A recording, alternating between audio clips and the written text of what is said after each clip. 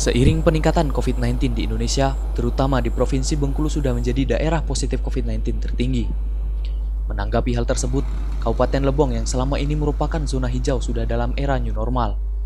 Dengan izin keramaian diperbolehkan, namun saat ini akan ditiadakan untuk sementara waktu.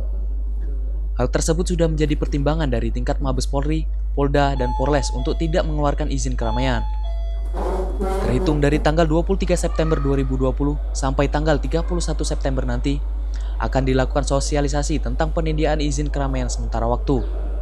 Seperti di pesta pernikahan, protokol kesehatan seringkali dilalaikan oleh pihak penyelenggara dan masyarakat Kabupaten Lebong.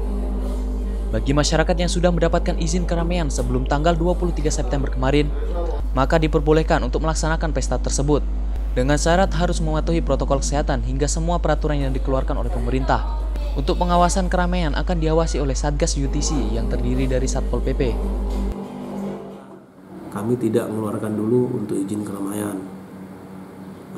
Yang lain-lain apabila ada hal belum jelas silakan berkoordinasi bertemu langsung di Satintelkam Polres Lebong. Sampai dengan tanggal 30 kita mengadakan kegiatan di lapangan yang sifatnya masih sosialisasi pembinaan, namun terhitung tanggal 1 Oktober nanti Satgas Justisi yang dikomandoi oleh Satpol PP, kemudian di backup oleh TNI Polri, Dinas Kesehatan dan dinas lainnya, ini akan melakukan penindakan sesuai dengan sanksi yang tertera di peraturan bupati tersebut.